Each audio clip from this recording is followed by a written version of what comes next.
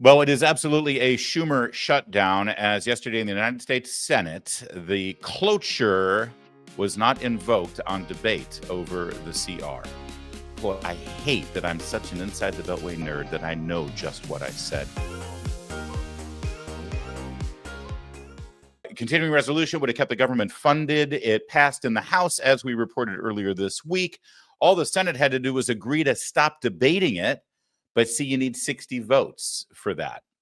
They have enough votes to pass this because the Republicans have a 3-seat majority, but they needed 7 Democrats to join them to just end the debate. And the Democrats refused to do that because they don't want this to happen. They don't want the government to be funded. Here's what it looked like as the vote came down yesterday. Funding the government should be a bipartisan effort, but Republicans chose a partisan path, drafting their continuing resolution without any input from congressional Democrats. Because of that, Republicans do not have the votes in the Senate to invoke cloture on the House CR. Our caucus is unified on a clean April 11th CR that will keep the government open and give Congress time to negotiate bipartisan legislation that can pass. We should vote on that. I hope our Republican colleagues will join us to avoid a shutdown on Friday. All right, so I'm going to let you hear a lot about what Chuck Schumer had to say about this yesterday, and then we're going to walk down memory lane. We're going to see what Chuck Schumer used to say about these government shutdowns. And he also, even idiot that he is, revealed some of his strategic tactics that he's used in the past to try to trap Republicans and trap Trump in this complete and total BS that they call a government shutdown. And then I'll tell you exactly what's going on behind the scenes here with the politics. All right. But let's begin with Schumer a little bit more. Now, this one is from last September. Okay. This isn't like 10 years ago, right? When Chuck Schumer still looked like a walking cadaver. This isn't from 20 years ago when Chuck Schumer was still, he's been in elected office, I think, since right out of college, for God's sake. And that was, trust me, a long time ago. Back when the football players on his college football team weren't all state, they were all colony. Chuck Schumer, just this last September, as a government shutdown was looming. If the government shuts down, it will be average Americans who suffer most. A government shutdown means seniors who rely on Social Security could be thrown into chaos as the Social Security Administration limits certain services like benefit verifications or fixing errors in payments. Our veterans could see regional VA offices shut down and support services put on hold. Some of our military service members could be forced to work without pay. Families who benefit from WIC and other nutrition programs could see benefits halted. I'm sorry, I get so emotionally overcome by the brilliant oratory of this incredible historic American. It's just, it touches you the way it's the delivery is what it is. It's the way he commands the stage and just owns the English language with that incredible rhetoric. As you have guessed, of course, that was back when Chuck Schumer was in the majority and the Republicans in the minority were threatening not to move things along so that the government could stay funded. Back then, the Republicans were awful, and they were going to throw children out on the streets starving, and veterans were going to die at home without any care, and all of those horrible things that would happen if there was a government shutdown, and it was all the Republicans' fault. Now, how the worm has turned. Now Schumer's the one who is apparently going to cause all of those things to happen. But of course, his lying sack of ness isn't just assigned directly to his obfuscation over the government shutdown. Here was Chuck Schumer criticizing Elon Musk and the work of the Doge department, answering to OMB, cutting the government and making it more efficient. 9/11 families deserve to be treated with dignity, with respect, not with the contempt we see from Doge. And no good business operator would take the slash and burn approach Doge is taking. No good business operator would take the slash and burn approach Doge would be taking. Just 15 years ago. Here was Chuck Schumer. If we're going to eliminate the waste, fraud, and abuse in Medicare, it does mean we're going to cut some of that out. And when I hear my friend Dave Camp say, you cannot cut money out of Medicare, well, we don't want to cut the good stuff that you point out. 1/3 of Medicare doesn't go to patient care. You can't just get up there and say, we don't want to cut anything out of Medicare. We want to cut the bad stuff and keep the good stuff. It sounds like he works for Elon Musk and Doge, doesn't it? By the way, huge hat tip to our buddy Maze on X. He's a great video researcher. He found this clip. You all should subscribe to his account. I subscribe to his account just to give him a little payback for all the great work he does and how it contributes to our show. So there's Chuck Schumer. You can see how he lies. You can see how he's deceitful. You can see how he's conniving. In fact, conniving is the perfect word for his description of the last so-called government shutdown when President Trump was president, first time around. Here he is telling CNN exactly how he trapped Trump with the government shutdown. Does he know the cameras are rolling and we can all hear him talk? I guess back then he didn't think Trump would ever be president again because they were going to use Joe Biden's Justice Department to throw him in jail, and we see how well that worked out. So go ahead, Chucky. Brag to us about how brilliant you are. Sort of set him up instinctively. We didn't plan this. Everyone thought we planned it out. It was about the government shutdown the first time. And Nancy said something to him about he didn't understand about women. So, what?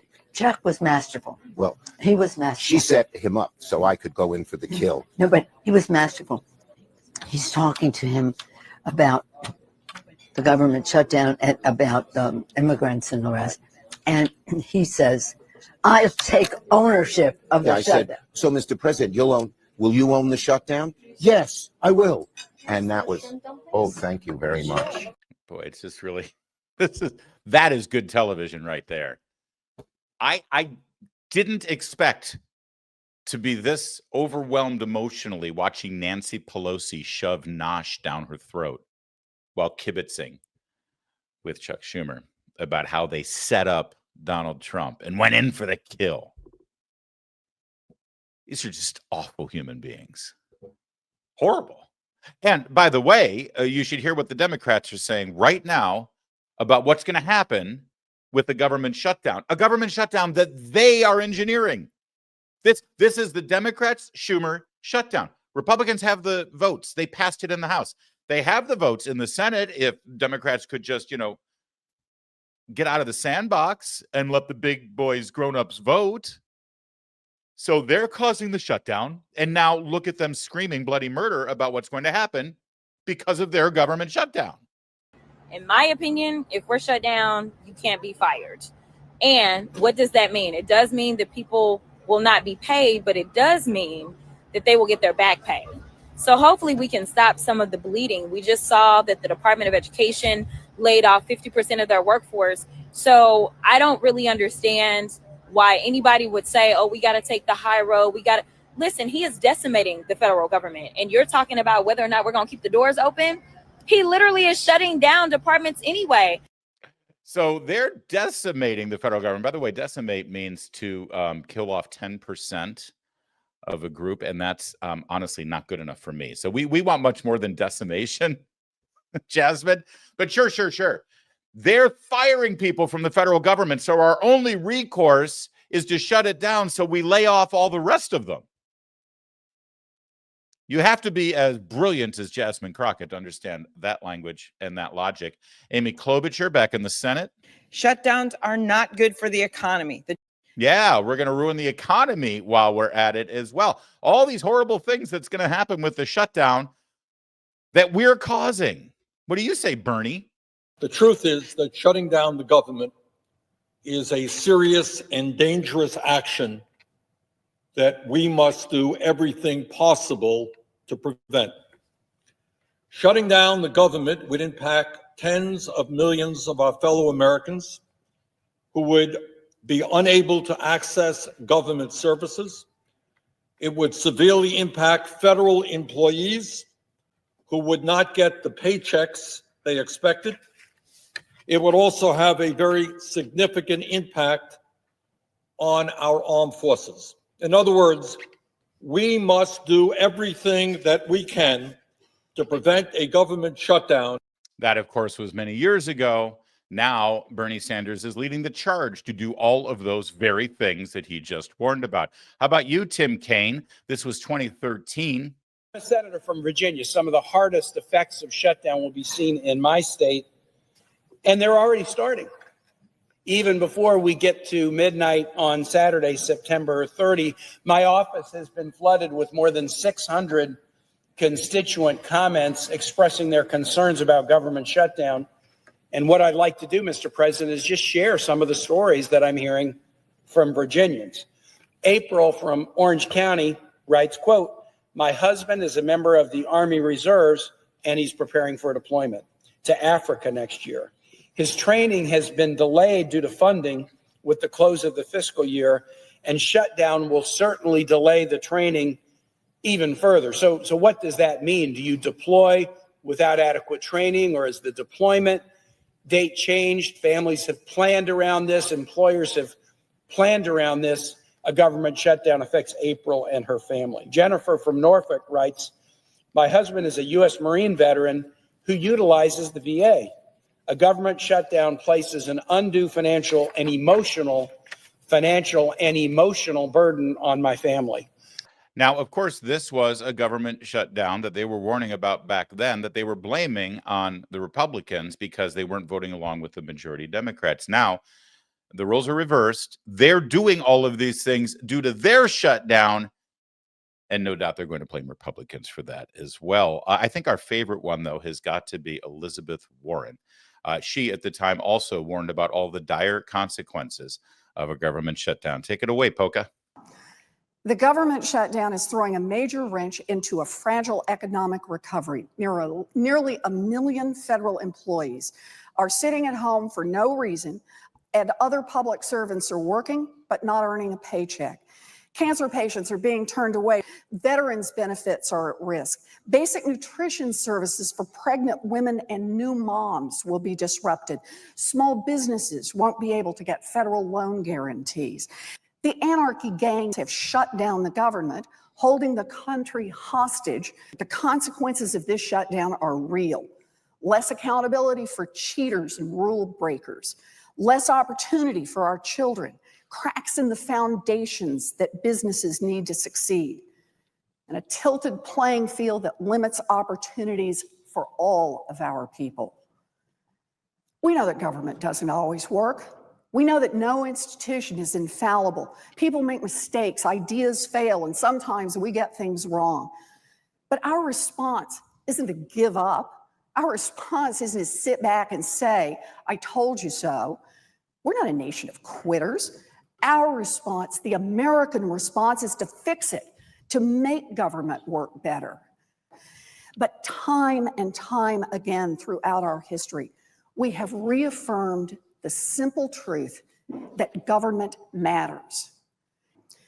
It's not an accident that the desire to shut down government is confined to one extremist faction of one political party. It is. Guess which party she was talking about back then. That's right. But now they are literally causing the shutdown because they think this is a way to hurt Trump. They think this is a way to finally be for something. We're finally for something. Shutting down the government. And why? Well, because we're really mad at Doge. And what's Doge doing? Well, it's shutting down agencies. So the way to get back at Trump for shutting down agencies is to stamp your feet and hold your breath and not vote for government funding, which you're eventually going to vote for anyway. And in the process, you're shutting down like 80% of agencies because they're non-essential. And as soon as you tell the American people that you can weather the storm of shutting down agencies because the employees are non-essential, most Americans are going to say, well, wait a minute, if they're non-essential, then why should we care that Doge is shutting them down permanently? Because shouldn't all of government be essential? And if it's not, why is the government doing it? Think about that while you hear the rest of Elizabeth Warren. Not an accident that this extremist faction must resort to absurd hostage tactics, threats to turn off the government. These hostage tactics are the last resort for those who can't win their fights through elections, can't win their fights through Congress, can't win their fights for the presidency, and can't win fights in court. To those who have salivated the chance to shut down our government because their extremist views have left them disconnected from the experiences of the American people, it is time to hear a simple message.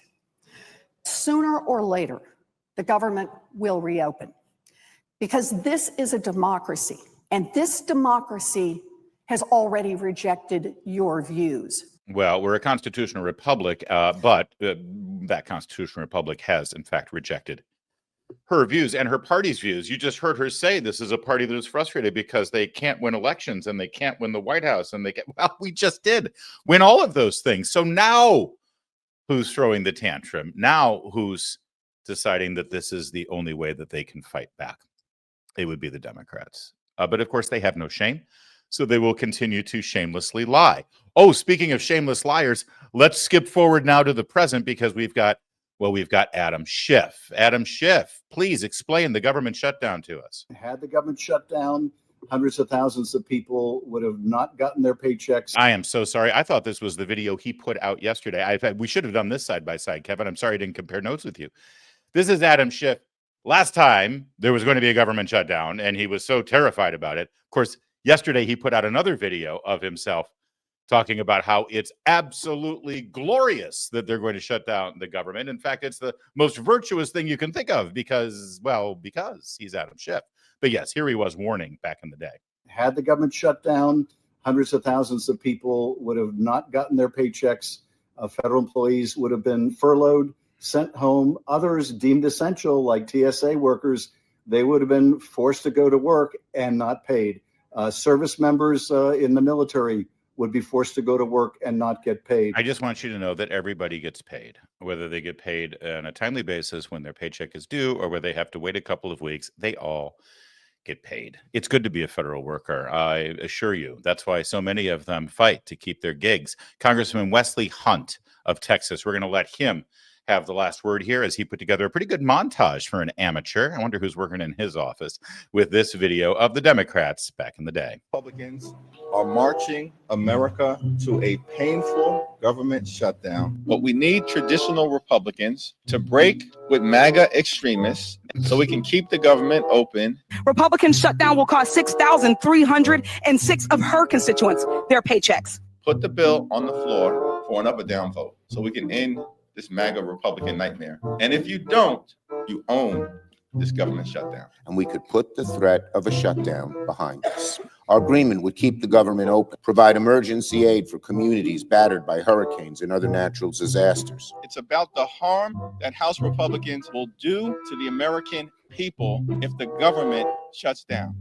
One Democrat said to me, they feel like they have a mandate from their constituents to shut down the government. There are some raising the possibility of shutting down the government in March. We will use whatever power we have, and fundamentally, we're not going to vote for something that undermines the American people. To withhold votes, do Democrats have the stomach? I certainly hope so. I know that I'm not going to vote for their proposal for sure. Are you prepared to shut down the government, to join Democratic colleagues who want to stand in the way of keeping the government open? Well, there are Is that yes? So yes, look, if we have to take steps. 14 days from now, government shutdown is looming. If we don't believe that we have a willing partner on the other side, then we need to stay united and not bail out President Trump. And yet at the same time, in order for a lot of voters to fully understand what Elon Musk and Donald Trump are doing, people are unfortunately going to have to feel some of that. And the only way that that happens is if the shutdown happens. All right. So in other words, we need this shutdown to happen so that people are upset and they feel pain so that they can feel the message of what Elon Musk and Donald Trump are doing, I guess, is the message. See, they need a victory. They need to win, or at least they need to have something that they can fight for because they are lost. They've got no one leading them. None of their messages work. And Trump and you, for voting for him, keep winning and winning and winning and winning. And their voters, their supporters, their funders are frustrated. And they've had enough. And they said, stand for something. So now this is what they're standing for. But here's the problem. They don't know what victory looks like at all. What are they going to get out of this exactly? A couple of things that are really important here. The continuing resolution right now would keep the government funded through September theoretically, but there's a reconciliation package coming down the pike that's going to have a new budget, new appropriations, new tax cuts, by the way. They're negotiating it right now, and Republicans only need a majority. They don't have to worry about that 60-vote thing in the Senate to get that thing passed, and Democrats know that. This is their last stand. It's their only stand. They can't stop the next bill that's coming down. So they want to make this thing, oh, forget about funding it to September. We'll go ahead and fund it for 30 days only. And then we want to have this fight all over again and distract the Republicans and distract the media and give them something to talk about. It's totally meaningless in the long run. They're having a temper tantrum. They think they're going to win something, even if Mike Johnson back in the House says, fine, you want 30 days, we'll give you 30 days. They'll act like they won, but they actually didn't do anything. Hey, we've kept the government funded for 30 days at the current levels instead of all the way to September. How is that a victory exactly? That's what they're going to go back to their voters and say, well, we're fighting for you. We're going to have to go through this whole thing again in 30 days. And remember, Republicans are rolling out their reconciliation package where Democrats aren't needed at all. So they got nothing.